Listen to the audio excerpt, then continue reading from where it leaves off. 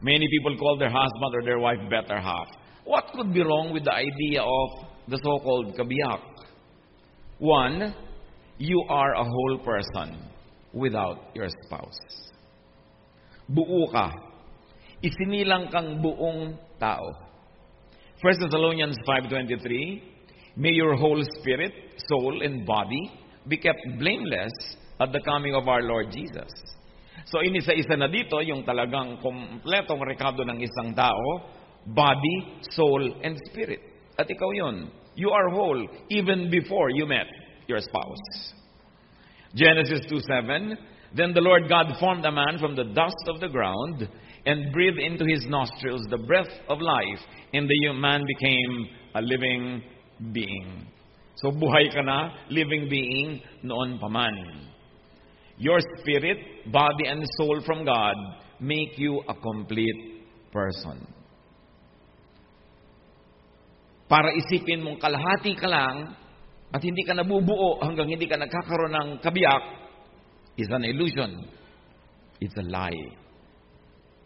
1 Corinthians 15:45, as it is written, the first man, the first Adam became a living being, the last Adam a life-giving spirit. So si Adan pa lang, buo na siya noon. At yung pangalawa daw Adan, yung huling Adan, si Jesus, siya naman yung nagbigay nung spiritong nawala. Dahil itong si Adan at si Eva at lahat tayo ay naligaw, nagkasala. So life and life-giving spirit, galing sa Diyos Ama at galing sa Diyos Anak. So the dead in spirit will live again and will have life again in Christ. So what do you do as an important step in spicing up your married life and in appreciating your spouse? First, rediscover your wholeness in Christ.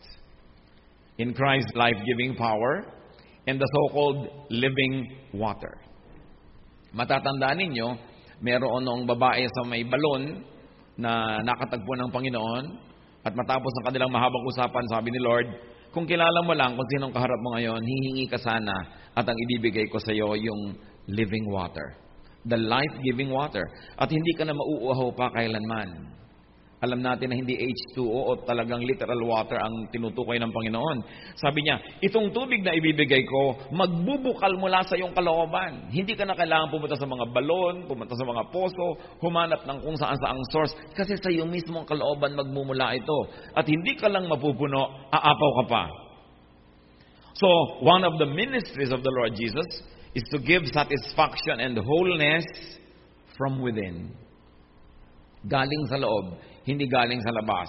Hindi galing sa ibang tao. Hindi galing sa mga bagay-bagay. Galing mismo sa loob. Kaya magiging malaya ka. Hindi ka nakasandal, nakapulupot, nakaasa sa iba. So be full of and overflow with your whole self.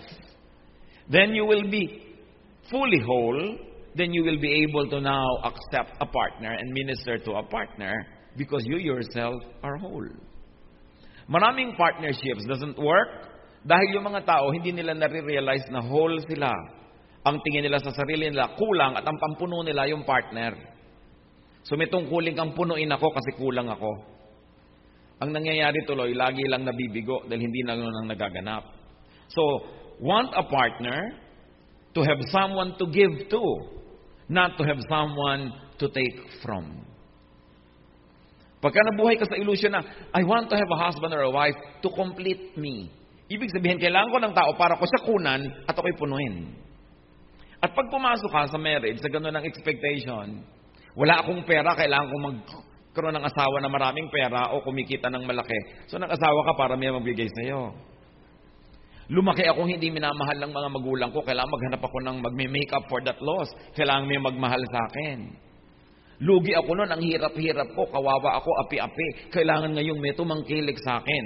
Papasok ang tao sa pag-aasawa na ang inaasahan makahut-hut mula sa kapwa at mapuno ang sarili niya, kaya you are, what? Designing destruction for yourself. It is not good for a man to be alone, sabi ni Lord. Ibig sabihin, one of the many beautiful meanings, it's not good for a man who is whole, who is full of love, to be alone with no one to give it to. Hindi ibig sabihin that this man is lonely, kailangan may magpasaya sa kanya. This man is insufficient, kailangan may pumuno sa kanya. But because Adam was whole and full, sayang naman kung wala siyang mahalin. Sayang naman kung walang maging object yung kanyang perfect creation. Hindi yung sayang naman walang source of love. So bigyan. Jesus is the Spirit, the living water, flowing from within. Sa Kanya tayo kukuha ng kulang. Sa Kanya tayo kukuha ng love, ng understanding, ng support, ng kaliwanagan, ng pagmamahal, na walang patakarang pagtanggap. Kay Jesus yun. Pag hinanap mo yun sa iba, mabibigo ka. Kaya maraming mag-asawa, bigo. Sabi niya, yung ine-expect ko, hindi nangyari. Diba? Akala mo magiging inspirasyon ang buhay mo, yung palalagim pagkatapos ng mga 3 buwan.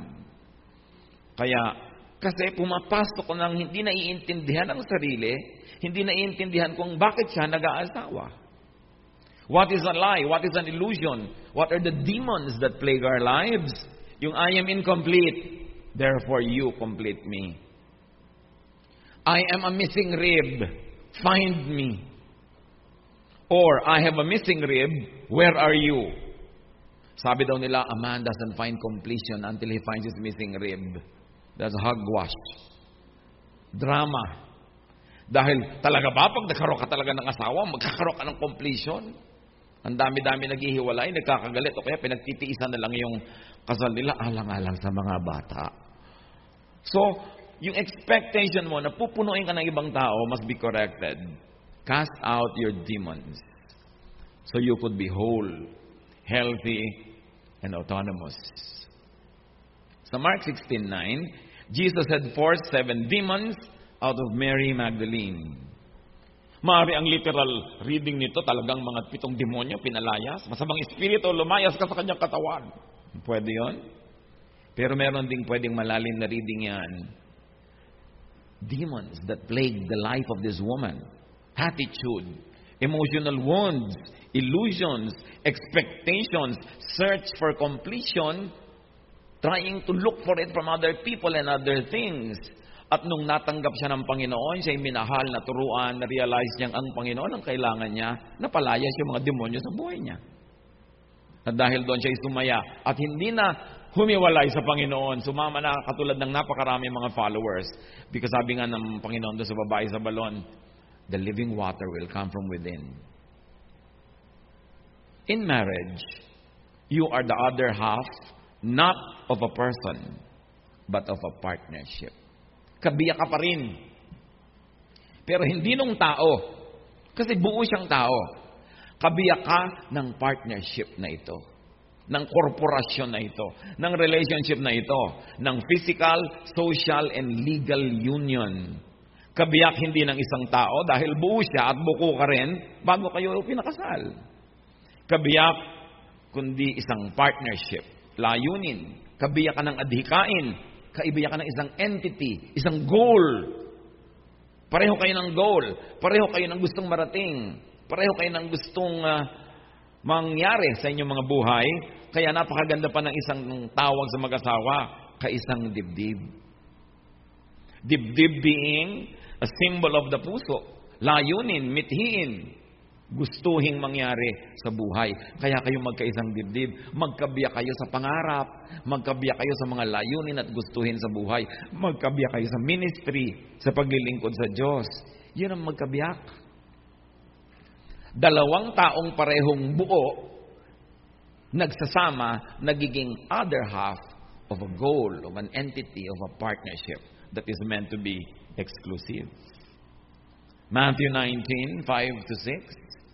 A man will leave his father and mother and be united to his wife, and the two will become one flesh. So they are no longer two, but one flesh. One flesh suggests sexual exclusiveness, not loss of individuality, uniqueness, and personhood just because you got married. It's about partnership in enterprise, sealed by a commitment to sexual union and sexual exclusiveness. And that symbolizes and cements the oneness. So yung pagiging magkabiyak kayo dapat in spirit, sa layunin, sa kagustuhan, Sa pangarap, talagang magkatuwang kayo. Pero hindi pwedeng kabiyak siya ng personality ko, yung wala sa akin ilalagay niya. Insecure ako, kailangan mapasecure niya ako. Magagalitin ako, kailangan nandiyan siya para may mapagalitan ako. Di ba? Yung maiinitin ng ulo ko, kailangan may pagbuntunan ako niyan at siyang uunawa sa akin. Yun yung wrong meaning ng kabiyak. Kasi gamitan yun. Kulang ako, punuin mo ako. Tapos, ang dami kong sobra ng ugali ko, kulang ka, itatambak ko sa'yo para mapuno ka at ako ang pumuno sa'yo. Therefore, hindi ka puno, pupunuin kita ng sarili ko. Tuwing gusto nyong baguhin ang inyong partner, ang presumption nyo, kulang siya, ako sobra sa mga magaganda ko mga qualities, itatambak ko sa kanya para siya mapuno. Gusto ko laging maayos ang kama, malinis na malinis, siya magusto, mali siya, kailangan maging maayos din siya, ililipat ko sa kanya yung ugali ko, kailangan siya maging buo, ako ang bubuo sa kanya. You see, ang tao nagiging parang filling the blanks. Ayaw niya ng ganitong pagkain, kailangan itong kainin niya kasi itong gusto ko. Mali kasi yung gusto niya, yung gusto ko tama. Ayaw niyang manood ng ganitong pelikula, kailangan samahan niya ako. Kasi ito naman talaga maganda, wala siyang choice, at saka wala siyang taste. So, ginajudge mo ang iyong partner kasi hindi mo siya tinitingnan na buo. Naghahanap ka ng mga sa tingin mo, cracks, spaces, at doon mo isasaksakin ang sarili mo para siya maging kamukha mo. That is not oneness. That is not marriage. That's the best way para kayo magkainisan at maghiwalay. You cannot and should not find completion through another person. Kahit asawa mo yon, kahit magulang mo yon, kasi nilikha ka ng Diyos buo. Paghanap ka ng hanap sa iba, para sinabi mong kulang ka. Kaya maraming mga babae, sabi nila, pagka lumaki na hindi mahal ng tatay, o wala yung tatay lagi, ang nagiging mga nobyo, mga mukhang tatay. Mga parang tatay, naghahanap doon ng tatay figure. Sa palagay niyo ba, napapabuti yung mga ganitong babae? Di ba't palipat-lipat sa ilan ng tatay, ilang papa, ilang daddy, kulang pa rin? Bakit? Hinahanap niya yung wala sa kanya sa ibang tao. Samantalang nasa loob niya yon, at ang ministry ng Panginoon, gisingin ka, yugyugin kang sabing, hindi ka kulang. It's a lie. Nandito ako, pwede kitang punuin, sa akin ka lang umasa, mapupuno ka. Yung paghanap-hanap ng mga nawala sa aking buhay, kailangan hanapin ko sa partner, nabibigo lang naman yon. Ang nagiging ending, papalit-palit, palipat-lipat. Katulad ng woman at the well. Nung sinabi niya sa Panginoon, ibigay niyo nga po sa akin yung tubig na yan para hindi na ako mauhaw muli. Ano sabi ni Lord? Tawagin mo asawa mo. Miss pa po ako? Sabi niya. Wala po ako asawa. At sabi ni Lord, tama. Kasi yung 5 lalaki nagdaan sa buhay mo, hindi mo naman asawa eh. At yung isang nasa bahay mo ngayon, hindi mo rin asawa. Tama ka, wala kang asawa. Bakit inungkat ng Panginoon yon? Hindi siya para ipahiya. Ang gusto na pala ng babae, yung water na hindi nauubos, gustong ipakita ng Panginoon, akala mo nasa lalaki ang buhay mo, lagi ka nakapulupot, nakasandal. Kaya tamo, ubos din ang ubos? Hindi yan. Gusto mo talaga ng living water, alamin mo muna na hindi mo makukuha yan sa iba. Sa akin lang. Kaya inungkat. Hindi pwedeng hanapin mo ang kabuuan mo sa iba. Why not? And what are these 5 steps? Trouble? Lalo sa mag-asawa? You will needlessly strain your spouse and yourself. Pag hinahanap mo na mabuo ka through that person, papagurin mo siya sobra. Gustong-gusto mo na aalala lagi ang anniversary kasi maalalahanin ka. So kailangan maalala rin niya. Pag hindi, Giyera Mundial. World War III. Naaalala ko, ba't di mo naaalala? Malungkot ako. Dapat naaalala mo yan kasi gusto ko yan. You see, naaalala mo pala, di paalalahan mo siya. Hindi masaya yung mga babae sa sinasabi ko. No? Kasi gusto nyo talagang alala. Kasi gusto nyo maging babae yung asawa nyo eh. Hindi talaga maaalahanin sa ganun. Ngayon, mainam kung maalalahanin o kaya mag-adjust para sa kagustuhan nyo. Pero sa pag-a-adjust, siyang mag-adjust. Huwag nyong i-expect. Kasi mabibigo lang kayo, magdagalit kayo, hindi nyo man ipahiwatig yan, nagtatampo kayo doon sa loob. Yung matabangan sinigang, malamigang kape. Di ba? Dahil may tampo kayo eh. Pagkasisiping na siya, pagod ako. Oh. Kasi hindi naalala yung birthday nyo, hindi naalala yung anniversary. Tampo-tampo ka, tampo ng tampo. Alam niyo yung tampo ng tampo, isa lang sinasabi niyan, kulang ako, ba't di mo ako pinuno? Kay lalaki, kay babae yung nagtatampo. Hindi naman ito lisensya para sa mga lalaki na wala nang maalala, no? Pero dahil unawain mo yung partner mo, buo yan no, na pangasawa mo. Huwag mong ibahin. Mabibigo ka. At pag nabigo ka, may inis ka. You will fail and be frustrated. Hindi nangyayari yung babaguhin siya ng aking pag-ibig. Walang ganun. Sa sine lang yon. Pag nagpakasal ka, ang goal mo, baguhin siya, magtayo ka ng bahay ampunan. Magtayo ka ng charity work. Pero yung mag-aasawa ka, tatanggapin mo siya na buo. Warts and all. Para kayo magtagal. And then, siyempre, mabibigo ka. Kasi hindi nangyayari yung gusto mo. You will foolishly blame your spouse. Ba't di ka masaya? Kasi siya, hindi ko naalala. Ba't di ka masaya? Kasi siya, ganun. Kasi siya, ganun. Babae at lalaki, ganyan yon. Hinga ng hinga sa mga kaibigan, sa mga kamag-anak. Lumalaki tuloy yung gulo, nagkakaroon ng kampi-kampihan. At pagpatuloy mo siyang laging sinisisi, you will develop resentment. Bakit ba ako nakapagpakasal dito sa pintor na to? Puro pagpipinta inaatupag, hindi kami yumayaman. Ang mga dati kong classmate, mga pinsan ko, mga may kotse na, may bahay na, kami wala pa. Kasi siguro yung napakasalan nila, mahilig gumawa ng pera. Yung napakasalan mo, mahilig magpinta. So either you change husbands, or you change your attitude. Mabuti ngayon kung yung asawa mo ang mag-isip na, papalitan ko nga ito para pasayahin yung asawa ko. Pero kusa yan, hindi yan naiutos. At hindi yan nasusustain pag inuutos mo lang. Once you develop resentment leads to all kinds of evils. Nandiyan na yung hindi ka na ganadong maglinis ng bahay, ayaw mo na umuwi, ayaw mo na magpakita. Nandiyan na yung nagyayabang yung asawa mo sa harap ng mga kaibigan, nakasimangot ka gano'n. Yabang niyan, di totoo. Yung gano'n. Yung mga babaeng nakasimangot habang nagyayabang yung lalaki, bitin lang yon. Sa totoo lang. Kasi pag masaya yon, sa umaga talaga tipit-tipitin. At pag nagyayabang ka, pumapalakpak pa yon. Diba? Kaya mga kalalakihan, pagka nagyayabang-yabang kayo ng konti, nakating asawa nyo nakasimangot, bitin. Kasi kaya niyang patawarin lahat ang pagkukulang niya sa buhay. Basta siya tipit-tipitin. Now, how to be a good half of the partnership? Not half of the person, ha? Whole siya, whole ka rin. But you are half of the partnership. Be a good one whole yourself. Kailangan muna you are at peace with yourself. Because you cannot give what you do not have. Most of the time, you are not able to give to your partner because you don't really have what it takes. Dahil ang dami mo pang issue sa buhay. No?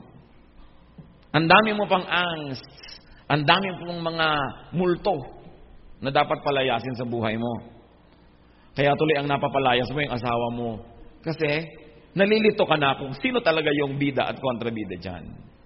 Know that you are and you can be whole without your spouse. Hindi ko tinasabi na mamuhay kayo magkahiwalay, dangerously independent of one another. But what we're trying to say is don't be dangerously dependent of each other. You were not created to be dependent. You were created as a whole. No? So, this will not take the love out. It will only take the pressure off. Kailangan walang pressure. Isa pa na mission ni Lord, sabi niya, come to me all of you who are tired and heavy laden, I'll give you rest. Dapat restful ang samahan niyo. Hindi struggle. Hindi laging tension and stress. But if you have very high expectations of each other, life will be a performance. It will not be restful. Then people will find rest elsewhere. Dapat kasi payapa, tahimik. And it comes with unconditional acceptance. Develop your wholeness. Psalm 139:14. I praise you because of the wonderful way you created me. Everything you do is marvelous. Of this I have no doubt. Ano sabi? Ang ganda-ganda ng pagkakagawa niyo sa akin. At hindi yun yabang pagkilala sa pagiging tama ng Diyos sa paglikha. So, you are wonderful. But that's not only the story. No? That's only one half of it. You know the other half? Tingnan niyo ang asawa niyo ngayon. Dali. Your spouse is wonderful too. Kasi nilikha din siya ng Diyos. Palakpakan niyo ang inyong spouse. Siya, tingnan niyo. Eye to eye, you are wonderful. Ngayon, pag lagi niyong gustong baguhin, ibahin, maging kamukha niyo ugali, kamukha niyo style, kamukha niyo yung standard, hindi kayo nawa-wonderfulan. Sasabihin niyo, kulang ka. Tularan mo ko, maging katulad kita para maging buo ka. Yun ang yabang. Acceptance. Na mahanap mo na yung spouse mo, iba sa'yo, pero wonderful. At kung ang tagal-tagal nyo na magkasama, hindi mo pa nakikita ang wonderful siya, kalugin mong utak mo para ka magising. Dahil sabi sa Bible, everybody is wonderful. Pag yung asawa mo pa, hindi mo nakakitaan nun, lugi ka, lugi siya. Kawawa naman kayo. Tapos lalo kung hinahanap mo yung kapintasan, gulo. Ang hanapin mo yung wonder. Yung salamat na lang di kita kamuka. Kung aaminin nyo naman, ang dami nyo masasabang ugali, di ba? Lahat tayo. Bakit gusto nyo maging kamukha nyo yung asawa nyo? Salamat, iba siya. And celebrate that difference, that variety, instead of complain about it and try to make him or her a clone of yourself. James 1:4, let steadfastness have its full effect, that you may be perfect and complete, lacking in nothing. That perfection and completeness comes from God, who is God of variety. God is not a God of sameness. No two people are the same. Kung mapapakasalan mo, kamukha mo lang, i-duplicate mo lang yun, hindi mo kailangan. Kailangan mo talaga iba. Mula ngayon, mga kapatid, kung meron kayong pagkakaiba na naiinis kayo o nagiging source ng stress, turuan yung sarili nyong appreciatein yun. Pag tiningnan nyo, binuksan nyo yung mata nyo, ipapakita sa inyo ng Panginoon that your spouse is really wonderfully made. And then, madadagdagan yung amor mo, madadagdagan yung excitement mo, hindi yung stress. Sasaya kayo lahat. So, contribute to the partnership as a whole person. Remember, a whole person, not a demanding one half. Always insisting, I want nobody but you. I want nobody but you. yun, kulang ako, I want nobody but you. Naiinip ako, patawanin mo ako, nalulungkot ako, pasayahin mo ako. You know, you. Ikaw lang ang gusto ko. You know, dapat kay Lord kinakanta yan, I want nobody but you. Tapos mapupuno ka, you will be ready to minister and you will be open to the ministration of your partner. Huwag niyo sa kanya iasa lahat ang inyong isasaya. At huwag niyo sa kanya isisi lahat ang ikinalulungkot niyo sa buhay. No? Huwag niyo sisisihin. Do not depend on your spouse for wholeness. Depend on God and what God gives you. Philippians 4:13, I can do everything through Him who gives me strength. So who gives strength? The Lord. Huwag niyong kunin yung strength from another person. Bagan pa paminsan-minsan, nagkaka-inspirasyon tayo. Pero nakalilimutan natin, ang Diyos ang pinagmumula ng strength. Siya ang pinagmumula ng lakas ng loob. At pag yan, dinibdib mo, hindi naman nawawala ang Diyos kahit kailan, di ka mauubusan ng strength. But when you say, I want you, you feel my need, you answer my questions, you be there for me. Kahit gustuhin ng tao, hindi niya lagi magagawa yon kasi he is limited by time and space. Kaya kailangan, habang nakikipagmahalan ka, meron ka ring buo na konsepto ng sarili na buo yun kahit wala siya. Hindi para hindi mo siya kailanganin, kundi para huwag mo siyang laging inag. Para lumuwag ang mundo niyong dalawa at mas maganda yung climate of your romance. Therefore, do not be addicted to your spouse. Do not be addicted to your spouse for wholeness, for satisfaction. Do not depend on him or her for fixes. Addiction is not the way. Kailangan nakaka-invento ka ng saya nang wala siya, lalo't kung hindi niya kayang nandun. Dapat nakaka-imbento ka ng ibang kalibangan. Kahit na siya sana ang gusto mong libangan. Pero hindi naman laging pwede. Huwag kang maging addict. Kasi pag naging addict ka, ang mahihirapan yung tao. Sobrang magiging demand mo, lagi ka rin mabibigo. What causes addiction to another person? What causes addiction to romance, to partnership? When you think that another person or romance or partnership seems to offer an answer to grave feelings of fear, need, and lack, and incompleteness. Yung parang, kailangan ako, kumpleto lang ako pag nandyan siya. Maa-addict ka. Ang problema sa addiction, high ka ngayon, low ka mamaya. Kasi, andyan lang yung pleasure habang nandyan yung agent of pleasure. Paano kung wala na? Di, kailangan mo na ng ibang fixes. Kailangan mo na ng mga ibang pampahay sa buhay. Kaya iba, naiinip. Bakit ka nagkakasino, misis?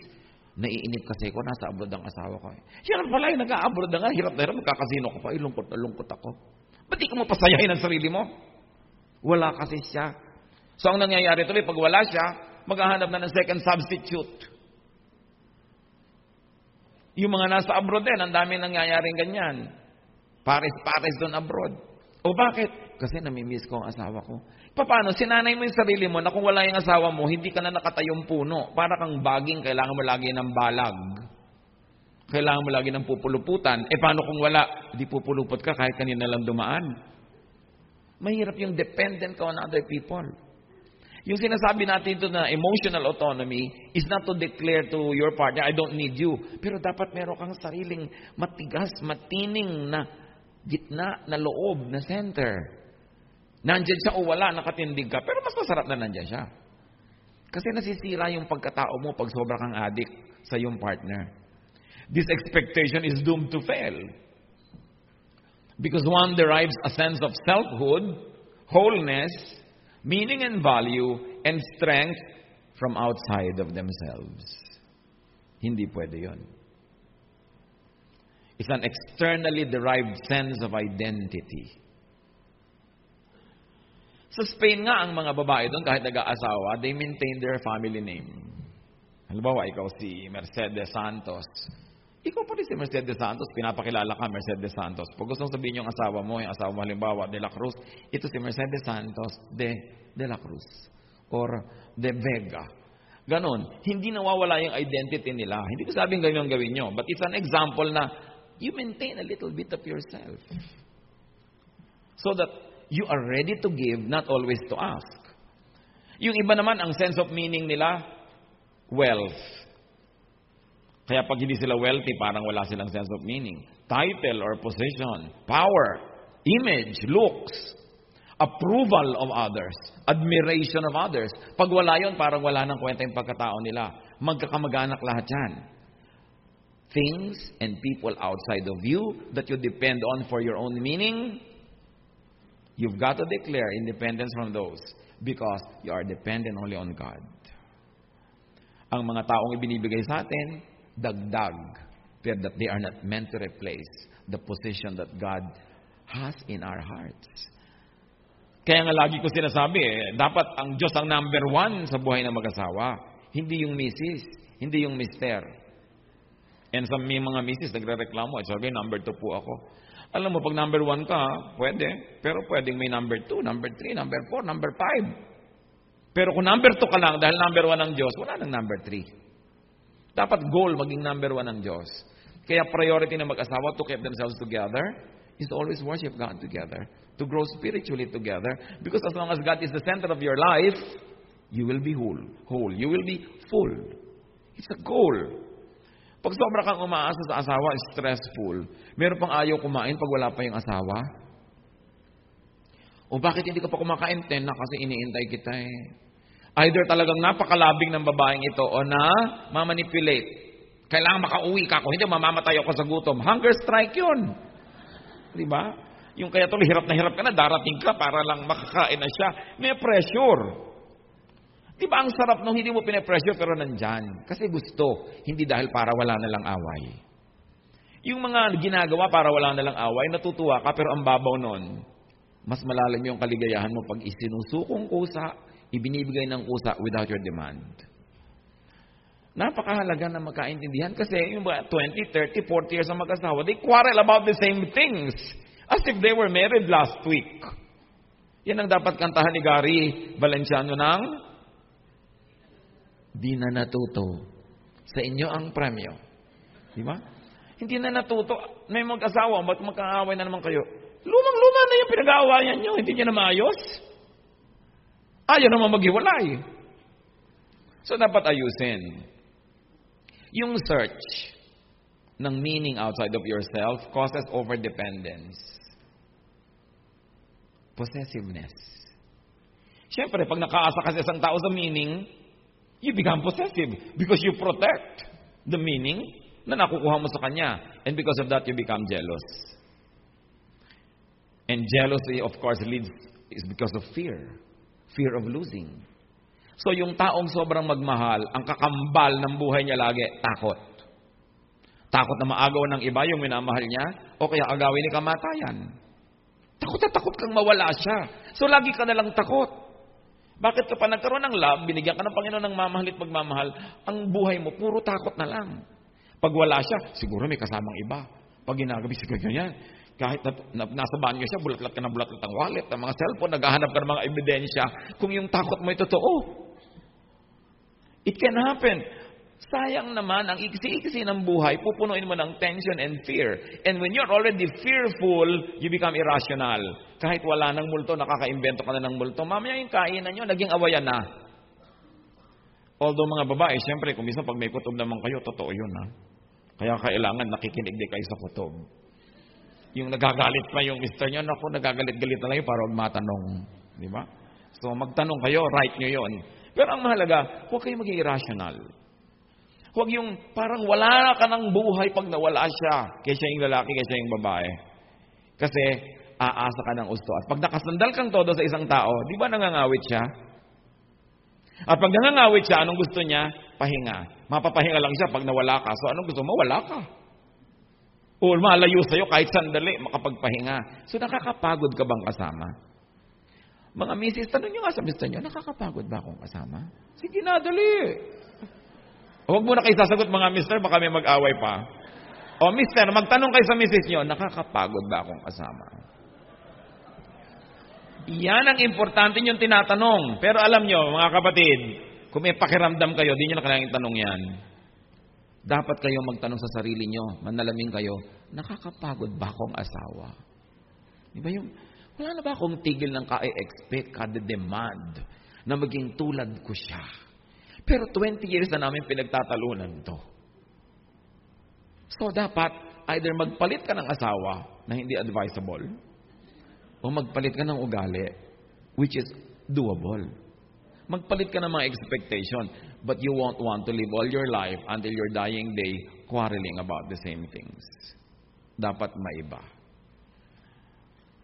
Pagka ang tao nagkaroon na ng irrationality, violence is not far behind. Kaya dumadating na yung nagsasapukan, nagbabatuhan na ng mga cellphone, diba?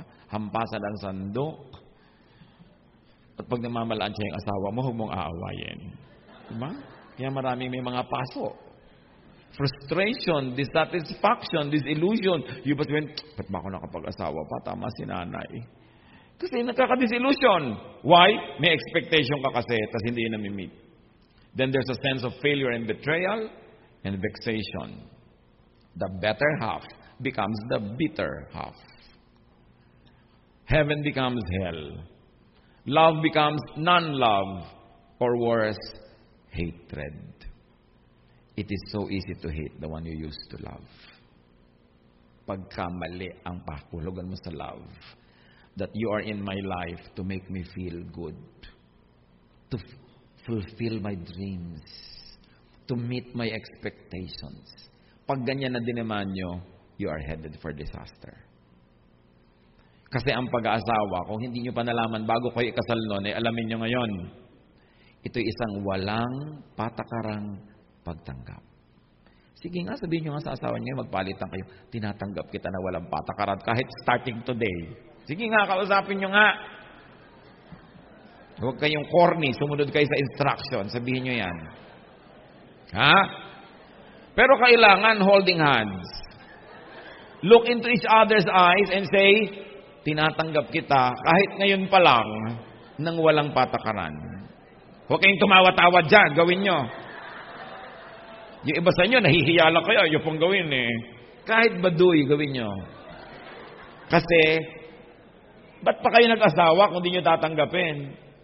Diba? Ngayon, kung gusto niya na mawala, itulak nyo na dyan sa bangin. May bangin dito eh. Kaya tayo dito nag-retreat. Alam nyo ba nasa ilalim ng bangin dyan? Libingan. Ngayon, kung hindi nyo itutulak at ililibing, iuwi nyo uli. Pero tanggap nyo na, buong buo.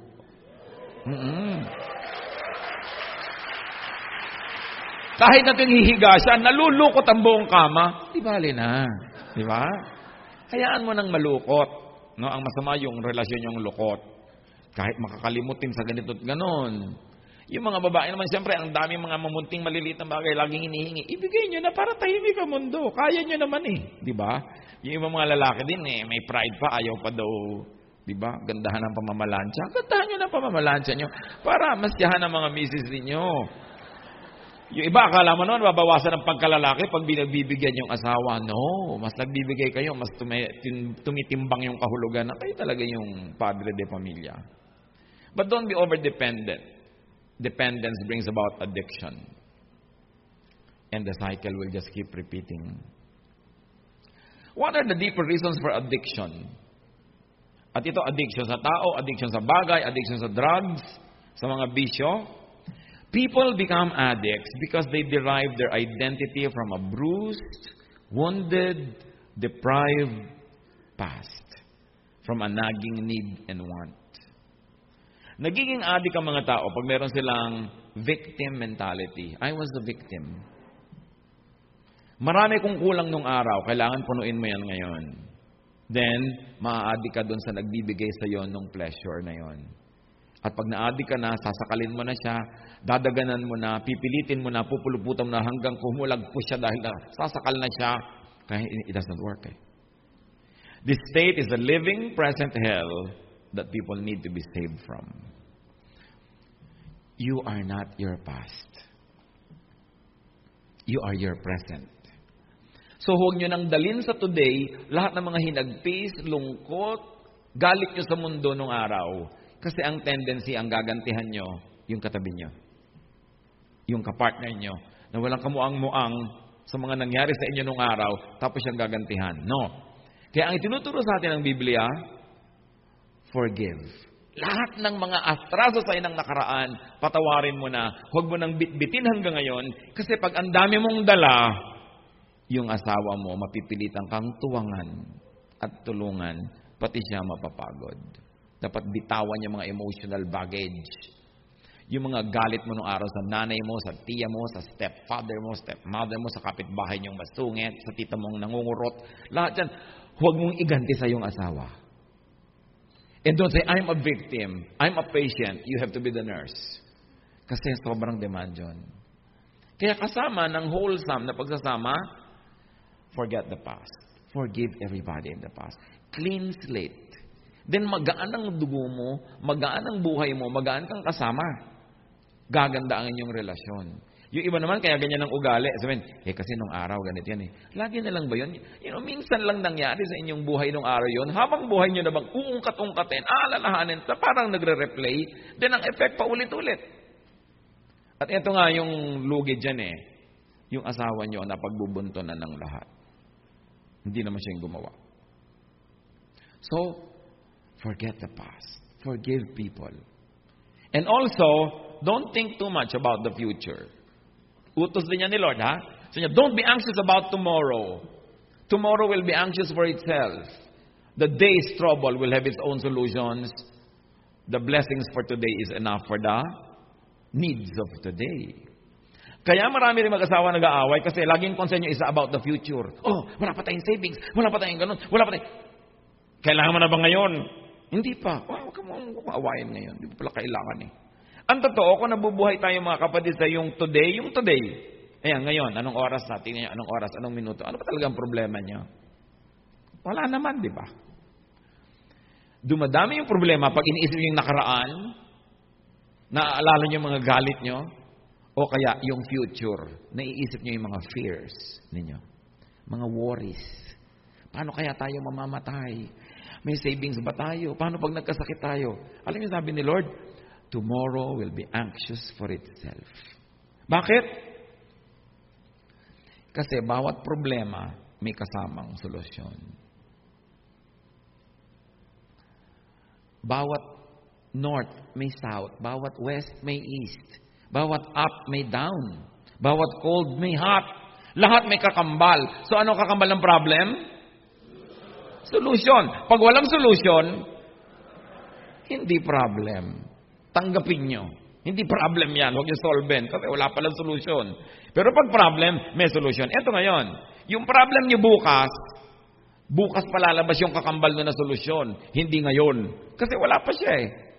Pero pag fast forward nyo yung problem bukas, iniisip nyo ngayon, hindi nyo naman makita yung kakambal na solution. That's why you worry. Kaya ang tanong ko, may problema ba kayo ngayon? Paano kaya ako mamamatay? Saan ako ililibing? Patay ka na ba? Hindi. Sigurado pag namatay ka, may maglilibing sa'yo. Huwag mong problemahin yon. Diba? Mangyayari't mangyayari yon. Bakit ko ito inuungkat? Maraming away ng asawa tungkol sa future. Paano ihuhulugan natin next month? Next month na ba? Hindi ko sinasabi huwag kayong mag-plan o magtrabaho. Because if you do your today well, tomorrow will take care of itself. Just do your work well now. Just live well now. Huwag mo fast forward yung mga problema, tinatambak mo sa asawa mo. Meron pa, pag nag-asawa ko, namatay ako, mag-aasawa uli. Pati ba naman yung sinasakop nyo pa? Hihilahin kong paa mo pagka nag-asawa ka. Sasama ako sa honeymoon. You know? Pagka ganun kayo, anong inaasam nyo na katahimikan sa buhay na ito? Live for today. Do it well. Tomorrow will take care of itself. And not only that, God will be there tomorrow. So, huwag nyo nang pag-aawayan at uungkatin yung tapos na. Pwede ba? Magsumpaan kayo ngayon. Sige. Yung tapos na, wala nang ungkatan. Dali, hindi ako tutuloy pag hindi kayo nagsusumpaan na ganyan. At dibdibin nyo, ha? In your own words. At siyempre, alam nyo kung anong tinutukoy nyo na nakaraan, ha? Kanya-kanyang nakaraan yan eh. So, dapat mo, wala nang ungkatan. Sige nga, I'll give you some time. Say it.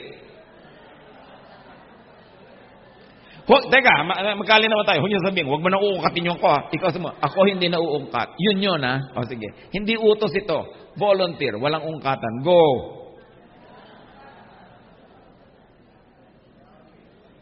Pero wala na ring ulitan, ha?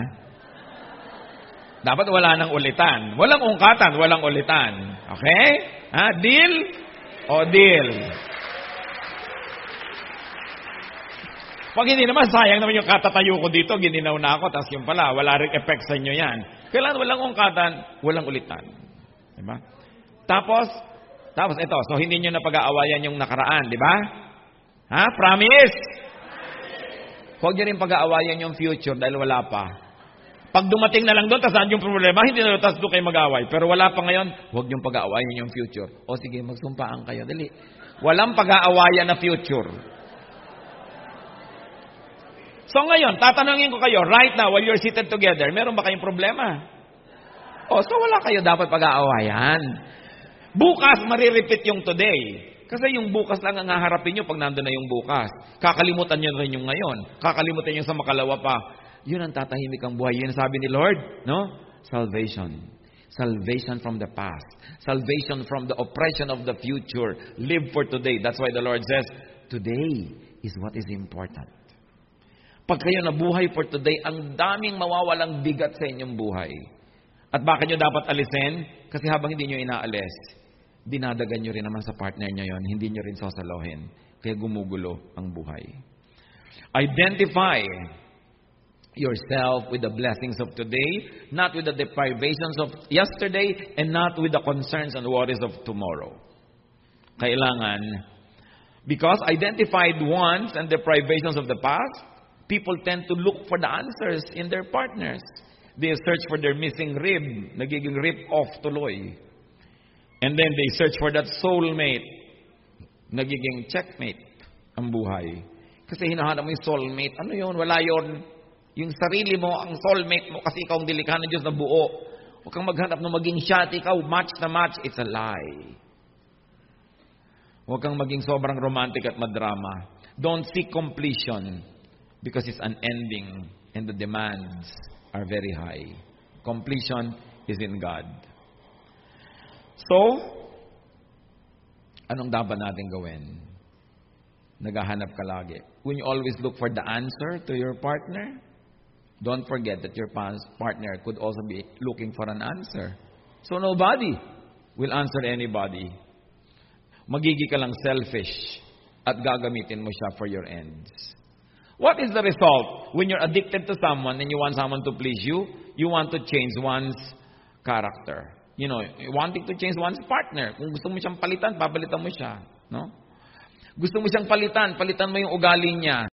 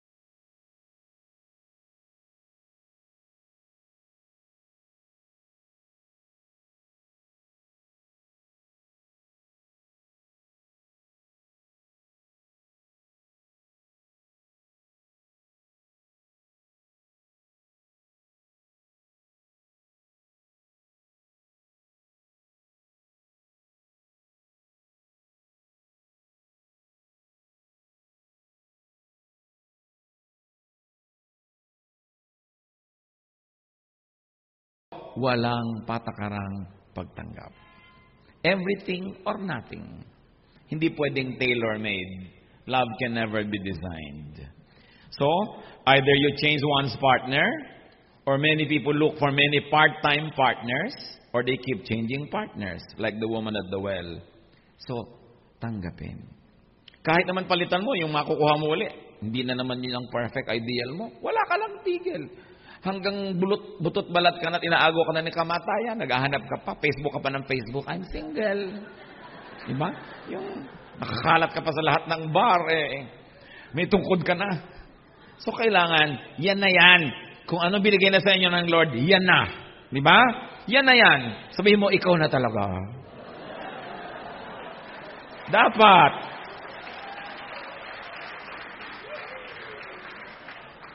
So, what needs to be done to be a good spouse is to get saved from the past through the forgiveness of others and of self. Yun ang binabanggit natin kanina pa. You need to get saved from identification with your past or your trauma. The trauma of your body and soul. And you've got to realize wholeness in the spirit through enlightenment. Pag puno ka ng Diyos, puno ka ng Espiritu, punong-puno ka ng pagpapatawad, punong-puno ka ng pagbibigay, hindi pag-e-expect, hindi selfish cravings.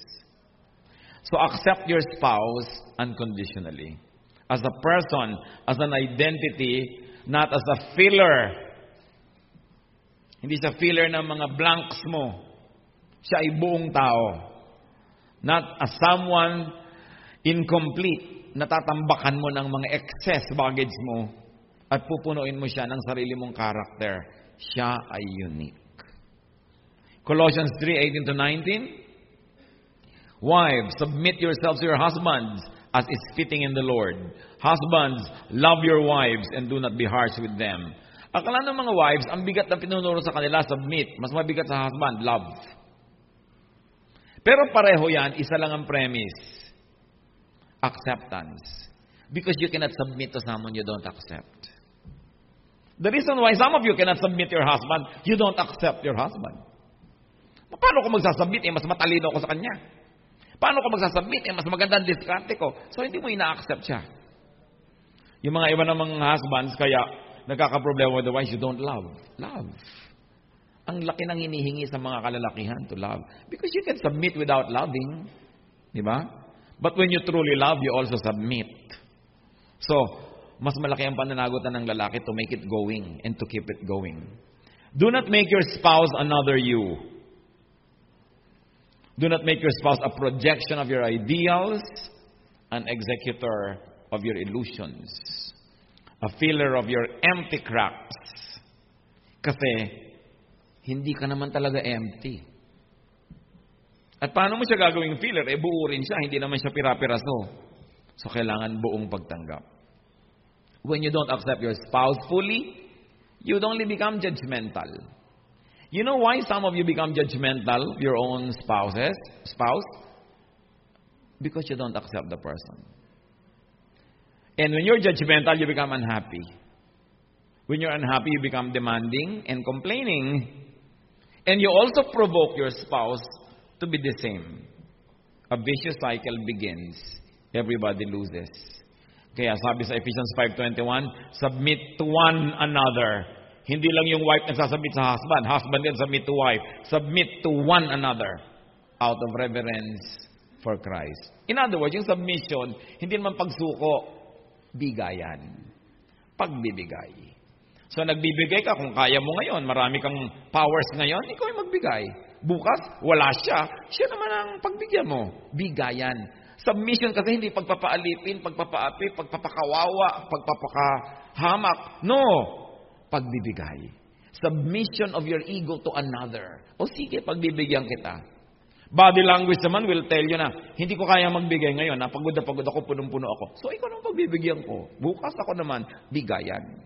Yan ang mahalaga. Always put God in the center of your partnership. And you cannot be wrong.